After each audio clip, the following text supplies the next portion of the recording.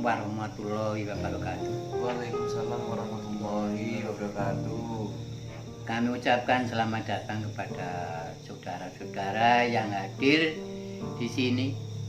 Kami waktu malam ini mendapat tugas dari saudara-saudara untuk menjelaskan asal-usul nama Desa Tulaan di Kecamatan Tulaan. Perlu kami jelaskan secara rinci dan tertib bahwa cerita asal-usul Desa Tulaan ini kami gali dari para sesepuh, dari Ponco Kaki. Jadi tidak hanya sekedar untuk kami bisa menyampaikan, kami berkeliling ke rumah orang tua untuk mengumpulkan data sejarah asal-usul Desa Tulaan yang ada di Kecamatan Tulaan ini. Pada waktu sekarang ini bahwa Desa Tulaan ini terdiri dari 1 dusun Sepang, 2 dusun Belang, 3 dusun Kerajaan, 4 dusun Gesingan, 5 dusun Belopo. Jadi Desa Tulaan ini terdiri dari 5 dusun. Perlu kami sampaikan apa sebabnya desa ini dinamakan Tulaan. Ini asal usul dari kata tolak. Tolak itu artinya dikembalikan. Tolak itu dikembalikan atau dikatakan harus balik. Ditolak. Sejarah ini menyangkut Desa Tulaan ini menyangkut sejarah Pangeran Diponegoro. Kalau dalam waktu saya sekolah dulu di SR belum SD, ini perang Diponegoro melawan Belanda itu terjadi tahun 1825 sampai 1830. Ini perang Pangeran Diponegoro melawan Belanda. Nah, apa yang menjadi sebab perang ini harus kita mengerti. Jelasnya yang menjadi sebab perang Diponegoro melawan Belanda ini, 1, beban pajak rakyat yang berat.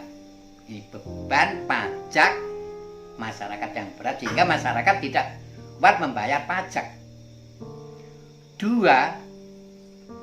Belanda dengan sengaja membuat jalan yang menerjang makam para leluhur Pangeran Diponegoro. Inilah yang menjadi sebab pertama. Sampai memanas, akhirnya kerabat keraton, para prajurit tidak terima dengan tindakan Belanda membuat jalan yang menerjang makam para leluhur itu. Akhirnya terjadi perang. Perang itu pertama meletus di daerah Tegalrejo. Ini meletus perang pertama. Tentara Pangeran Diponegoro melawan Belanda. Sesudah itu meletus lagi di Yogyakarta. Ini perang yang seterus merajalela. Akhirnya perang Pangeran Diponegoro melawan Belanda itu sampai menyebar ke seluruh Pulau Jawa pada waktu itu. Jadi perang itu terus membara ke seluruh Pulau Jawa. Tidak hanya di Tegalrejo dan Yogyakarta, tidak. Lebih-lebih para bupati yang ada di bawah kekuasaan Kerajaan Mataram ini semua siap melawan Belanda, membantu Pangeran Diponegoro. Akhirnya perang terjadi di mana-mana, satu Pulau Jawa merata. Ini sebabnya. Sesudah itu kita harus mengenal. Jangan semudah kita itu hanya letterlek membaca buku saja. Kita harus mengenal siapa Pangeran Diponegoro. Pangeran Diponegoro adalah putra dari Sultan Hamengkubuwono yang ketiga. Jadi Pangeran Diponegoro itu adalah putra Sultan Hamengkubuwono yang ketiga. Pada kecilnya dia dilahirkan tahun 1785. Nama mereka belum Pangeran Diponegoro. Mereka masih nama kecil Ontowiryo. Tuh, nama kecilnya Pangeran Diponegoro itu Ontowiryo. Perang berkecamuk di mana-mana terus terjadi di Pulau Jawa. Akhirnya apa yang terjadi setelah membara perang di Pulau Jawa? Di suatu saat tidak ditentukan, tidak ada perjanjian, tidak ada semoyo semayan, terjadilah pertempuran antara tentara Belanda melawan tentara Pangeran Diponegoro. Yang satu dari arah utara itu adalah barisan dari Belanda. Yang satu dari arah selatan itu adalah tentara Pangeran Diponegoro. Bertemu di suatu tempat pada waktu itu. Tepi jalan yang kecil. Di situ ada batu yang melapar. Ya mungkin ukurannya kalau diukur itu 15 meter keliringnya. Di atasnya masih ada gumuk lumur. Di situ dulu banyak pohon pakel, pohon jambu wer merah itu, ada pohon dondong. Disitulah dua tentara dua kubu itu bertemu, mulai adu mulut sampai perang.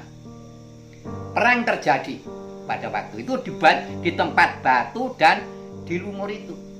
Akhirnya apa? Tentara Belanda juga banyak yang mati.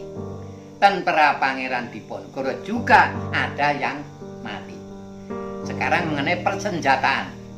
Senjata prajurit Pangeran Diponegoro itu bambu runcing pada waktu itu. Bambu yang diruncing seperti pikulan dulu.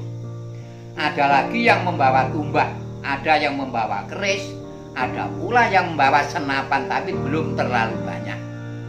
Tapi tentara Belanda semua senjatanya adalah senjata bedil. Tapi apa sebabnya kalah saya tidak tahu. Ternyata pasukan Belanda perang di suatu tempat itu, pasukan Belanda kalah, banyak yang mati. Akhirnya Belanda angkat tangan menyerah di tempat batu dan lumur itu. Nah, karena sudah kalah minta izin akan meneruskan perjalanannya ke arah selatan, tapi ditolak oleh tentara Pangeran Diponegoro. Segala pembicaraan apa usul-usul ditolak. Oleh karena itu tempat perang itu karena daerah itu belum ada namanya, dinamakan Desa Tulaan. Jadi tulaan berasal dari kata tolak, menolak musuh yang kalah akan berunding ditolak, akan meneruskan perjalanan juga ditolak. Ini asal usulnya Desa Tulaan dari kata tolak. Kalau sekarang tempatnya, karena sekarang zaman sudah maju, negara kita merdeka, ada di daerah RT 1 RW 3 Dusun Dlopo Tulaan. Tepatnya di muka kantor PWRI. Nah sekarang batu yang melapar lebar itu masih sering didatangi orang. Di situ menaburkan bunga. Mungkin sekali dulu dari prajurit Pangeran Diponegoro itu masih ada kerabat dari orang-orang yang menaburkan bunga itu. Sampai sekarang masih ada 1-2 yang mendatangi batu lebar itu. Nah, yang di atas lumur sekarang ini diistimewakan oleh jenjang Pak Nanang. Ini untuk tempat fotokopi dan penjualan alat-alat sekolah yang sekarang bisa dilihat sendiri. Ini asal usulnya desa Tulaan. Ini sudah jelas atau belum? Sudah, Pak? Sudah. Nah, selanjutnya